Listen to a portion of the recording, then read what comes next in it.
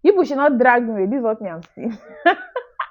If anybody drag me, I'll block you. I know who send you. Oh my god, I'm so sorry. Hug, hug, keep, yeah, yeah, yeah, yeah, yeah. I beg you. Maybe hear word.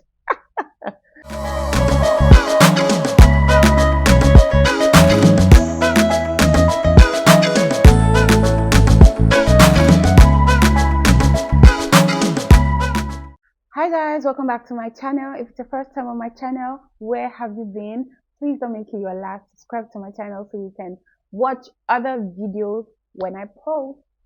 And if you're a returning subscriber, it's so good to have you back. My name is Chineyewa Asuzu. You can just call me Chineyewa. So guys, I know I had said earlier that I was going to be uploading Big Brother Naija daily episodes. I mean, the reunion. That was actually what I had decided. And then after the first one, guys, I tried to film that night. I had finished watching it and then I set up the camera, everything, and I was just lost. First of all, I was tired. I made this video. I watched this video. It was terrible. Terrible. And I'm like, how do people do this? People, first of all, let's start with the fact that they air this by what, 10:30, 10 p.m., 10:30. And people are able to film. I don't know if it's that night, but I know that some videos come up that night, some videos come up the next day. Chineye could not. Okay, and so I just decided that instead of just ignoring like I didn't make that promise, I will make general observations, analysis, and just put everything on a video. Okay, because to be honest, I feel like the episodes were hyped, and then when you're watching it, just like 1 minute will show all the hypeness, and the rest is just conversation, conversation. They are talking, and this season was not my favorite. I think my best season would be lockdown, and that's probably because the seasons before then I wasn't really watching them. I was either in school, working, something, law school, one thing or the other, so I never really watched or had time for that. But then lockdown, I had time, I watched, and then I was expecting that Shine Your Eye will also be like that, but not exactly my fave. I liked some housemates and but generally speaking, not my favorite season. So guys, I have my analysis. I watched the reunion every day, made some notes. I have my analysis and I'm just going to put them out there. I hope you enjoyed this video and I hope you subscribe to my channel. And yeah, I hope you have a good time while you watched it. First things first, Ibuka said something that I totally agree with. Something about the reunion that people may notice is that the first time when they are in the house, the housemates haven't really known themselves like celebrity-ish. They're just like regular people in the house. And then, you can see the growth when they are at the reunion. Everybody is all dressed, all flashy, proper, prim and proper. The guys looking good, the girls looking beautiful, shoulder up, head high, celebrity, nose in the air and everything. And then when you see them in the house, you're like, they were just basically there. They were just like being themselves. And then now in the reunion, everyone is forming amnesia. Oh, I can't remember. I didn't do this. I didn't say that. So one thing that really interested me is this, the fact that they had all changed. Some people were not close to some people, and that's basically the first thing I'm going to address. Friendships. In the house, there were some friends, and I think that this set is probably one that has a lot of broken friendships, broken ships. Okay, Aaron, Nini, and Peace were close, but then they come out of the house, and then we can see in the reunion that Aaron and Nini were not close, and Peace and Nini were not close, and my goodness, that confrontation, the argument between Aaron and Nini, where they were just talking over each other, and that was so annoying. But then, Coming to coming out, reunion, the emotions and yeah, everything you just showed up happening and so everyone fast. kept it real, Nini. That's what you should You have know, done. so You she should have kept kept it real. You should So have kept it real. First of all, when Big Bro Naija, their IG handle, posted the clip, I watched that video like 5 times, trying to know what one person was saying over the other, and it was just It was just a mess. Sadly, their relationship kind of flopped after Irene left the house. And one thing I noticed was that Nini felt like she was way high above the others. And let's be honest, Irene gets trolled a lot on social media, but she's one of the smartest ladies in that house. Apart from the fact that she was all up, I'm a feminist and I don't stand for trash talk, she says things as they are. And her description of Nini after the house was exactly what it was. Nini wasn't really hanging around with her, and that was because Nini felt like, oh, when they're in the house, they don't really know these things. But when they come out of the house, they are seeing that, oh, this person is not even all that. Oh, this person is not even all that. And so their management may even tell them to shapen their circle, let some people go, let some people in. And that was basically what it looked like. Nini was all up, like full front, not giving anybody any time. She even told them, and you just want to use reunion and gain popularity or something around that. So basically, she said they feel like say as where she has already gotten there, and these other ones want to use her to climb the ladder. The only consistent friendship amongst that their clique was obviously Nini and Saga, and I don't even know if they are dating. That situation. I honestly really don't care. Private life, whatever. But they still had that closeness. And Nini seems like a controlling type in the friendship. And so if you want to be friends with her, you have to like move according to her rules or move according to how she wants it. Guys, that their friendship just scattered. And yes, I know that eventually they made up, and that's one thing I really don't like about the Big Brother Naija reunion. The fact that they've been having beef for how many years, and then just because the camera is there and the lights are there, they're not like, oh, I'm sorry, let's hug and kiss us. Oh, please. Like, you guys are actually going to be friends after that. Are you guys doing that because the camera is on? Camera off, lights off. Are you guys still going to be friends? People say this Big Brother Naija show, especially the reunion, is scripted. I'd just like to say that there were some people that did not give the normal acting, the normal amnesia, because some people forgot, some people acted like, oh, that wasn't what I meant, oh, I meant this, oh, I meant that, I can't remember doing this, I can't remember when I said that, Ebuka, play the clip, I didn't do that, and Ebuka was like, if we start playing clips upon playing clips, we don't go leave this place. So yes, some people had amnesia. So people felt like, oh, please, I'm above that. I'm out of that. And one of such people would be Beatrice. Let's remember that in lockdown season, Katrina left the house early. And then she came back during the reunion and she was just attacking everybody left, right, and center. And, that made her trend. After every episode that Katrina, yelled at someone or tried to fight someone or anything, she was popular for that. And I feel like that's something their management to tell them like, oh, you left early, so you have to show yourself. And I feel like this is exactly what Beatrice tried to do. Beatrice was all up trying to attack Boma. Don't you talk to me like that. You look at you look like a madman. Look at him, take a look at you, take a look at your hair, you look like a madman. And yes, I know she had her own issue with Boma, but let's not forget that it looked like she had crammed everything, rehearsed everything, probably in front of the mirror. I was like, oh, Ebuka, please, there's something I was talking, because Ebuka literally didn't even bring it up. She was the one who said there was something she wanted to address, and then she attacked Boma. Do you understand? So let me tell you something, Boma. Say, let me tell you. Stop there. Shut up. Because you can't shut me up. You cannot shut me up, Boma.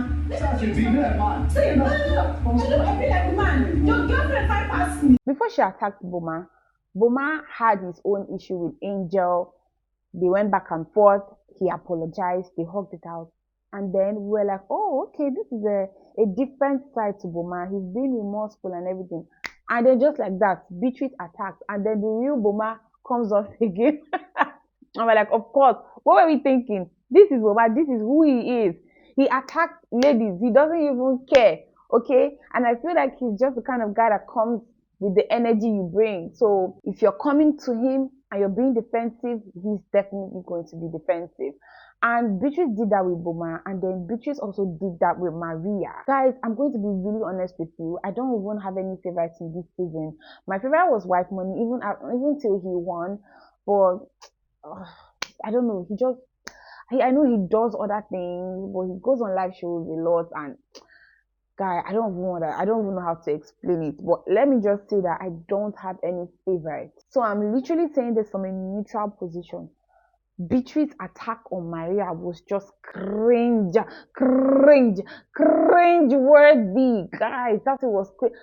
I was like, what is this? Even Jackie B was like, Beatrice, are you serious? Because really, if who was standing in front of her? Was it Sammy, or someone was trying to stop her from hitting Maria? And I'm like, if they actually leave you, will you actually hit her on live TV? That's one thing I don't really like about this BBNAIJA reunion. I was watching the show with my husband, and he was just like, this is what he doesn't like. So what exactly is it now? Did she really plan to come and fight on TV or what?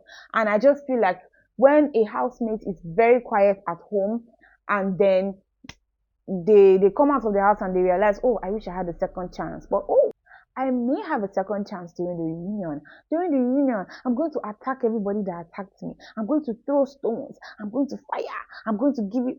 That thing was just, that thing was cringe-worthy. I didn't like it. Her attack on Maria. I know Maria is not a saint. She said she gets sharp mouth. With that tiny voice, she will give you back. So calm down, calm down. I am the life alone, Mr. Perry. Touch Perry, leave me. Touch me? No, just leave me alone. I didn't even talk to you. We never even had anything in the house. You don't like me, you don't like me. Don't say different. She just said I had me. Nah, like I said, you should have had me free to come plus I expect you. I can say anything I like. I can say something you selfless. You're selfless. What is this about? Selfish, I said you're nothing. Piss off. You're nothing. Piss off. I'm begging you. That's what you want to hear. Somehow it was giving ratchet vibes, honestly. So yeah, some people were like that, forming amnesia, wanting to confront. But you see one person that I feel was real with her emotions, true, and no nothing. She no send, better camera day, camera no day. Like, she was good, and that person was Liquor Rose. Guys, Liquor Rose has always been one of the people with the most fans. Even when she was in the house, I was like, what do these people see in this girl? Really? She's just there. Even the Emmanuel self, they are just there. What exactly did they do? She's boring. I used to think she was boring.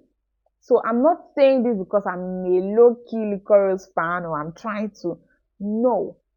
I feel like I became her fan that night. When she narrated what she went through with Emmanuel, I was like, and you know what? If you watch the show and you're observant, you realize that Ebuka, in his normal way, Ebuka is a lawyer. He knows how to do all these things. Was trying to know the exact thing that happened, the exact moment the Imaro ship failed. And Liquor Rose, as smart as she was also avoiding it. Emmanuel was trying to, like, oh, there was nothing there, and it was her fault. Basically, when Emmanuel was trying to put the blame on her, she said it, Dubai, I caught him with someone else, and you could see the pain, her voice, in her eyes. Even after they had addressed her issue with Emmanuel, if Ebuka was trying to crack a light joke, or the housemates were trying to do something funny, or she wasn't laughing. I felt like she dressed up, came for that reunion, but this was just a broken-hearted girl that just had to work. She was definitely hurting. Her emotions were real. Most of those housemates now, if you ask them how far, what happened, they'll be like, oh, Ebuka, when you're in your house, like Mini, when you're with somebody, you are just together, you are doing everything together, you cannot get you just need the person around. So that was just it. I had a boyfriend outside, blah, blah, blah, whatever. But Likoro said it, I fell in love with in the house. I really cared about this guy. I had opened up to him. That was deep. That was authentic. And, I was just like, this girl, very real with her emotions. I love that for that. I literally love that. I was now wishing that we could rewind. I don't even mind saying I'm her fan just because of how authentic she is. The thing about the show is a lot of people pretend, but people like when they see real things. And I think Liquor Rose is real. I think her emotions were so real. I think she was herself. And maybe she didn't win, but she has very loyal fans. And bad as bad, she deserves that. And I can say that from the house, it was pretty obvious that Emmanuel didn't like Rose as much as she liked him. Not just because the housemates were saying it, but because we could see this guy flirting with Angel, flirting. He was basically there.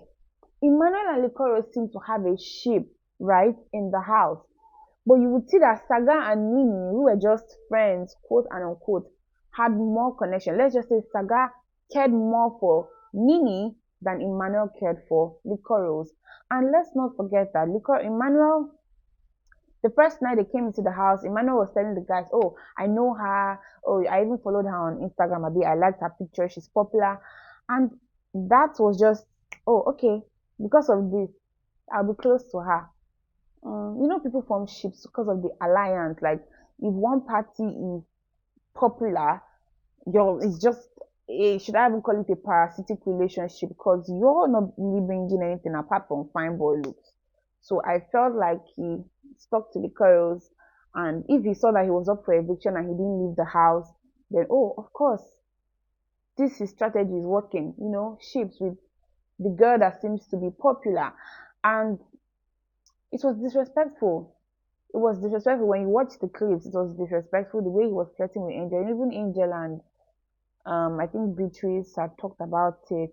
JMK, and they had basically talked about how Emmanuel was for everybody. He was willing to be for everybody, and he wasn't loyal. So, guys, we saw that. I'm coming down to Sasuke and J. Paul. In the house, I'm not really a J. Paul fan. I just felt like he was just there. But when he had this thing with Sasuke, when he got her flowers, that was cute. That was a very cute moment. And if we remember, Sasuke also liked Cross, but Cross was giving her bad boy vibes. Cross was giving her I'm up for everybody, Ashawo vibes. And so she was like, I like you, but you're the kind of guy my mom says we should be careful about. She didn't say these things. I'm just saying this was basically the vibe. And she was like, J. Paul seems like a safe net. Cross seems like the guy you should have fun with in your early teens, 20s. J. Paul looks like the guy you should marry and be loyal to. At least that was how she analyzed them. You could see that she was more attracted to Cross, but J. Paul was giving her all those vibes, and yeah, she liked that. And then, guys, we come out of the house and you can clearly see what I'm saying during the reunion. When Sasuke was having an encounter with J. Paul, she was like, guys, this was what she was doing. Did I tell you? She was basically pointing at him like this. You threw me under the bus. Threw you under the bus? How? Jepo, were we anything more than friends? Well, of course we were friends. You see, you're getting to the top, right? Do you think, because the message you're passing across is that on your way to the top, you throw all your soldiers away, so when you get to the top, you're alone. That's the message you're sending to every other person out there. What are you saying? She was feeling like, I'm one queen. I don't come up for house, and I've seen that you said day my level. You've never really been on my level. You should not drag me. This is what I'm saying. If anybody drag me, I'll block you. I know who'll send your papa. So, but basically, she gave that vibe in the reunion. Like, I'm over that. You gave me flowers. So what? That was how she spoke to J. Paul. But guys, if you like, go to Twitter and search for those clips. When she spoke to Cross, she spoke to Cross in a different way. She spoke to Cross like, she spoke to J. Paul with disrespect. She spoke to Cross like, you hurt me and I may still like you, but I just want an apology. So the vibe she gave them was different. And I think this was very obvious from when they were in the house. So yeah, we could see that ship failed. Even Cross had a thing with Angel and that one failed. And I have to say this about Cross. I feel like Cross is a nice guy, the way he was in the house, friendly with everybody. And that's basically how you enjoy him. Cross should be for everybody. He should be fun with everybody, have fun with everybody. That's how you enjoy Cross. If you now try to do the relationship thing with him, and dear wahala go dey, because then you will now start to see the flaws. You know, he's probably commitment shy. You know, so for such people, it's best to love them and keep them at arm's length. Have fun with them, but don't bring them to your emotional space. And I think that is the mistake the ladies made, Angel and Sasuke. Yes, Sasuke was obviously hurt. Cross had to apologize to her, and you could see that even if she was boning under her chair, she wanted that apology. But when J Paul was speaking, J Paul almost in fact, my husband was like, you won't cry when J Paul was speaking, because this guy was clearly hurt. He wanted to be there for her, but she threw him under the bus. I mean, she did what? She basically she sidelined him. So even from J Paul's side, you can see that he's even looking at her like she's up there and she didn't take him up there with her. So guys, that ship also failed.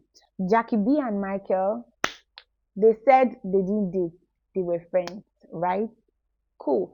Jackie even posted a tweet like they were just friends and they never felt they had to share their personal lives out there on social media. No yawa. Next thing, we are seeing clips on Twitter where Michael is literally saying that him and Jackie dated. Need to tell the truth. So as you guys all know, I didn't really understand her tweet, to be honest. The whole "we never dated" part, that's obviously, I mean, that's her truth. She could speak her truth. But for me, I was under the impression that we were dating.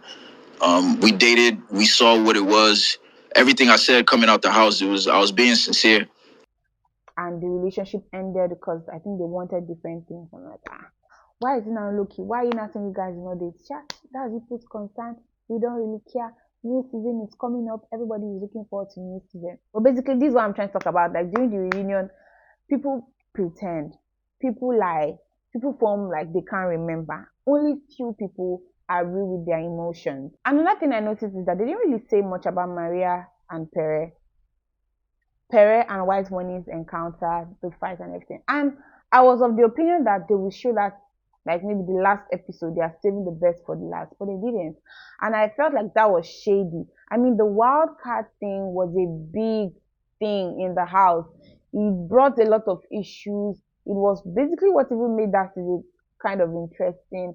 And I found it really shady that they didn't talk about Maria and Pere. They didn't talk about their supposed ship that should have sailed. They didn't talk about the wild card thing.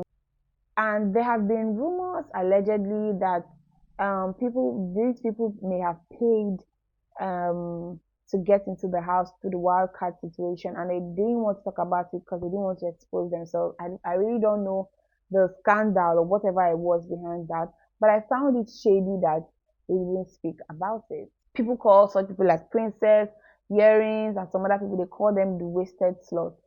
Wasted slut, like somebody more interesting should have been there. But what do I say? It's their luck. They went there, and it's not everybody. It's not by being glamorous on social media. Some of these people may not really be big on social media, but they have endorsement deals and they're doing good. Fashion wise, I think they did very, very well. They all looked beautiful, but Ebuka was bragging that they are the best dressed set. I beg, the best dressed set is the lockdown edition to me, probably because that's my favorite. But to me, that's the best dressed set, not Shine Your Eye. They did good. The chorus looked splendid in her piece. Queen too. Well, Queen kind of overdressed to me. But Licorice was good. Jackie B, classy as always. And Nini, even though she was annoying, she actually looked really beautiful. Irene was exceptionally beautiful. People are always shading how she dresses. But that lady is a fashion designer. Hello, creative and everything. So kudos to her and her face. So yeah, that was basically it. Dress sense good. Another thing I didn't like was the whole fakeness, fake hug. You guys, like I said earlier, wait for a month, almost a year until the show is about to end, and then on the camera they're like, "Oh my God, I'm so sorry. Hug, hug, kiss, kiss, yeah. I beg you, maybe year word." Some of those things are fake. I didn't like them. It was cringe. And generally, I feel like anyway, at least we're over that, and now we can actually wait for the new housemate, the one coming up. And yeah, so basically this was my analysis. A lot happened. I also heard that there were some clips that they didn't air. I honestly don't know why, but these are just some things that I picked from the episode, some things I liked and some things I didn't like. And so guys, that's basically it. I fulfilled my promise like I had promised earlier.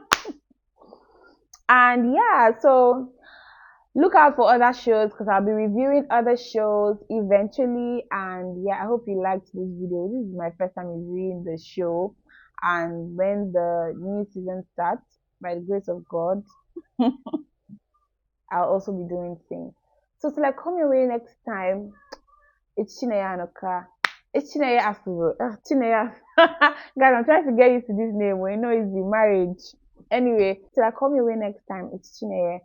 Don't leave immediately. If you're new to this channel, subscribe, watch some other videos, and familiarize, relax, and enjoy yourself. See you guys in my next video. So much love from me to you. Please like, share, comment, and subscribe. And if you drag me, I will block you. And you will miss amazing content. So if you know you have any crazy thing to say, just keep it to yourself. Okay? See you in my next video. Bye.